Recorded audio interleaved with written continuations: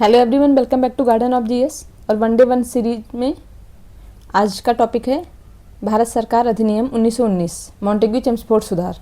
तो ये ध्यान रखना है हमें कि जब प्रथम विश्व युद्ध के बाद देश के प्रशासन में भारतीयों की भागीदारी बढ़ाने के लिए ये अधिनियम लाया गया था और बहुत सारी चीज़ें हो गई थी उस टाइम पे। आप देखेंगे कि एक तो 1919 में क्या हुआ, प्रथम विश्व युद्ध समाप्त हुआ, और दूसरी चीज़ क्या हुई, जलियांवाला बाग कांड हो गया, इधर खिलाफत आंदोलन शुरू होने लगा था। तो इस तरह की कई सारी चीज़ें हो गई जिस वजह से इनको इतने बड़े लेवल पर सुधार की कोशिश की इन्होंने। तो इसमें था, देखिए, एक हुआ कि प्रांतीय द्वैत शासन लेके आए। इसमें ये बहुत इंपॉर्टेंट है, बहुत क्वेश्चन आता है इस पॉइंट से। इसने प्रांतीय स्तर पर दोहरी शासन व्यवस्था, द्वैत शासन शुरू की, जिसमें इन्होंने क्या किया, इसी का ये विस्तार है कि इसने विषयों का विभाजन इन्होंने कर दिया दो तरह से, एक तो आरक्षित और दूसरा हस्तांतरित। ठीक है, जो आरक्षित विषय था वो ब्रिटिश गवर्नर के नियंत्रण में था। रिजर्व है तो ऑब्वियस है कि रिजर्व को वो अपने पास रिजर्व रखेंगे, तो ब्रिटिश गवर्नर के नियंत्रण में जैसे वित्त हो गया, पुलिस हो गया, रक्षा हो गया, ये सारे विभाग इन्होंने अपने पास रखे। दूसरा हस्तांतरित, ये भारतीय मंत्रियों के नियंत्रण में, जैसे शिक्षा और स्वास्थ्य, जो ज़्यादा इनको इम्पोर्टेंट नहीं लगा, मतलब जिसमें ज़्यादा इनको फ़ायदा नहीं नजर आया, उन चीज़ों को, उन विषयों को इन्होंने किसको दे दिया, भारतीय मंत्रियों के नियंत्रण में दे दिया। और बाकी रिजर्व किसके पास रखा, ब्रिटिश गवर्नर के नियंत्रण में रखा, ध्यान रखना है। केंद्र में द्विसदनीय व्यवस्था लागू हुई।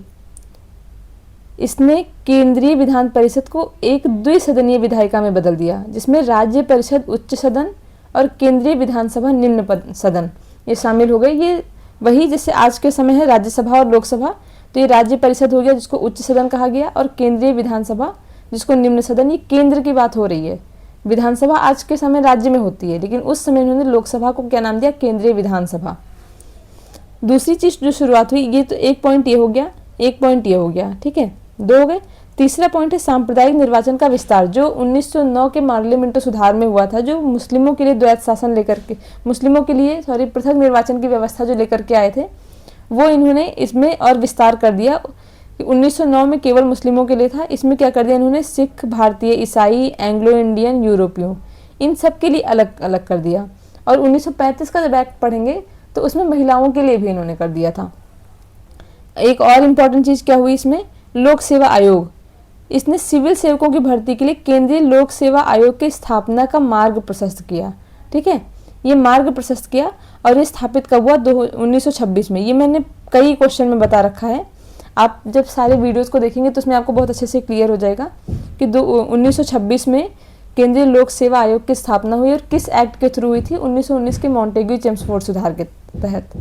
और ये 1922 में पहली बार भारत में परीक्षा आयोजित हुई थी, कब, कहाँ पे, इलाहाबाद में, 1922 से। ठीक है, ये चीज़ें ध्यान रखनी है। और जो राज्य लोक सेवा आयोग के गठन का प्रावधान है वो 1935 के एक्ट में है। केंद्रीय लोक सेवा आयोग के गठन का प्रावधान किसमें है, 1919 के एक्ट में। तो ये हो गया 1919 का मॉन्टेग्यू चेम्सफोर्ड सुधार। चार चीजें हुई हैं, प्रांतीय द्वैत शासन, केंद्र में द्विसदनीय विधायिका व्यवस्था, सांप्रदायिक निर्वाचन, लोक सेवा आयोग। नेक्स्ट है 1935 का अधिनियम। इसमें हमको देखना है 1935 के अधिनियम में क्या क्या हुआ। तो ये भारत के लिए पारित किया गया ब्रिटिश संसद द्वारा। ऑब्वियस है, ये सबसे लंबा, सबसे विस्तृत दस्तावेज था।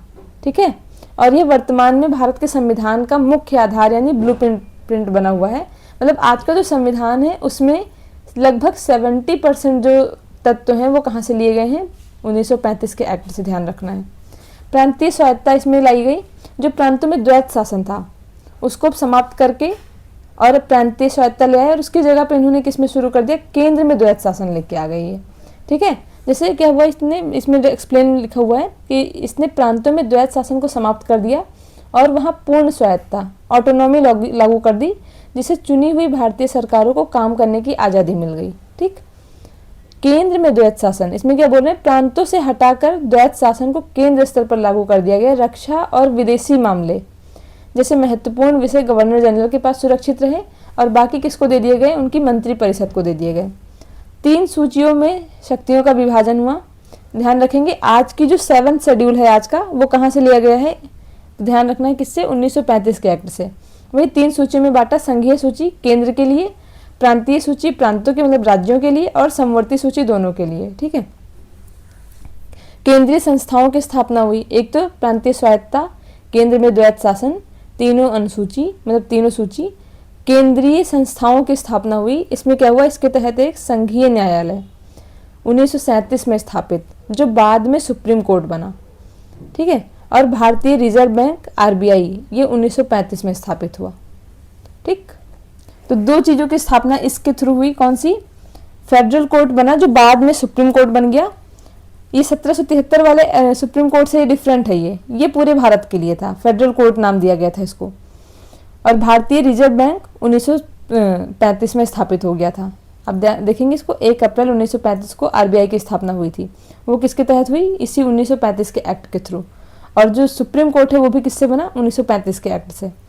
फिर अखिल भारतीय संघ का प्रावधान, ये प्रस्ताव था लेकिन ऐसा हो नहीं पाया था। इनका था कि इसमें जो ब्रिटिश प्रांत है, जो ब्रिटिश के कब्जे में है, और देसी रियासतें, इन सबको मिला करके एक अखिल भारतीय संघ बनाने का प्रस्ताव था, लेकिन रियासत शामिल नहीं हुई थी इसमें।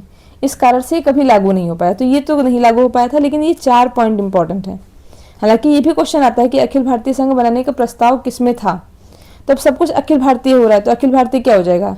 अखिल भारतीय बैंक हो गया जो आरबीआई, अखिल भारतीय न्यायालय हो गया जो फेडरल कोर्ट, तो अखिल भारतीय संघ बनाने की बात की गई और 3 सूचियों में बांट दिया गया। नेक्स्ट पॉइंट है, इसमें 1947 का एक्ट आता है और इसको भारतीय स्वतंत्रता अधिनियम भी इसको बोला जाता है। ठीक है, यह अंतिम कानूनी कदम था, पता है आपको, जिसने ब्रिटिश राज को समाप्त कर दिया और भारतीय उपमहाद्वीप को पूर्ण संप्रभुता दी। ब्रिटिश शासन का अंत हो गया। इसमें क्या हुआ? ब्रिटिश शासन को आधिकारिक रूप से समाप्त, और 15 अगस्त 1947 को एक संप्रभु राष्ट्र घोषित हो गया भारत। ठीक है, भारत का विभाजन हुआ। इसमें पता है आपको 2 भागों में, भारत डोमिनियन और पाकिस्तान डोमिनियन। पदों की समाप्ति, वायसराय और भारत सचिव के पदों को समाप्त कर दिया गया। इसमें अब सारी चीज़ें समाप्त हो गई। ठीक है, तो जो 1857 में बनी थी, 1858 के एक्ट में, वो सारी चीज़ें यहाँ पे ख़त्म हो गई और अब क्या आ गई? सब चीज़ें समाप्त होकर के भारत का अपना शासन शुरू हो गया। तो लेकिन इन्होंने क्या किया? वायसराय की जगह पर, वायसराय और भारत सचिव तो समाप्त हो गए, इनकी जगह पर अब डोमिनियन में एक संवैधानिक गवर्नर जनरल का पद बनाया था। ये ध्यान रखना है। और ये लास्ट टाइम के लिए था, वो भी अपने इच्छा अनुसार था कि वो जब तक चाहें तब तक रखें, फिर वो हटा सकते हैं। संप्रभु संविधान सभाएं हो गई। दोनों देशों की संविधान सभाओं को अपने देश का संविधान बनाने और ब्रिटिश संसद के किसी भी कानून को निरस्त करने की पूरी शक्ति दी गई। ठीक है, मतलब ये सब तो नॉर्मल चीज़ें, ये सब तो आप कॉमन सेंस से भी कर लेंगे। रियासतों की स्वतंत्रता, रियासतों पर से ब्रिटिश सर्वोच्चता पूरी तरह से समाप्त हो गई। वे भारत या पाकिस्तान किसी भी क्षेत्र में शामिल होने या स्वतंत्र रहने पर पूरी तरह से आज़ाद थे। देखिए, इसमें और तो आपको कुछ भी, इसमें ऐसा कुछ है नहीं जिसमें आप कंफ्यूज हो सकें, क्योंकि जब तक ब्रिटिश शासन रहेगा तब तक वो ना स्वायत्तता देंगे, ना कोई स्वतंत्रता देंगे, ना कोई संप्रभुता देंगे। जो ये वाला है, इसमें आप थोड़ा सा कंफ्यूज हो सकते हैं कि भारत सचिव के पद को कब समाप्त किया गया। तो हो सकता है 1947 की जगह दे दे नन ऑफ द एबव। ठीक है, इनमें से कोई नहीं का ऑप्शन दे दे नन ऑफ द एबव, और बाकी दे दे 1935 का अधिनियम, 1919 का अधिनियम। तो उसमें कन्फ्यूजन हो सकती है क्योंकि 1947 दिया नहीं रहेगा। तो हमें ध्यान रखना है कि भारत सचिव और वायसराय के पद को समाप्त कर दिया गया था और दोनों में एक एक गवर्नर जनरल का पद फिर से लाया गया। मतलब जो 1858 तक गवर्नर जनरल थे, उन गवर्नर जनरल को हटा करके फिर से क्या किया गया था? वायसराय लाया गया था, और अब फिर वायसराय को हटा करके फिर क्या लाया गया? गवर्नर जनरल लाया गया। तो बस यही एक इम्पॉर्टेंट पॉइंट है, बाकी तो सब आप कॉमन सेंस से कर लेंगे इसमें।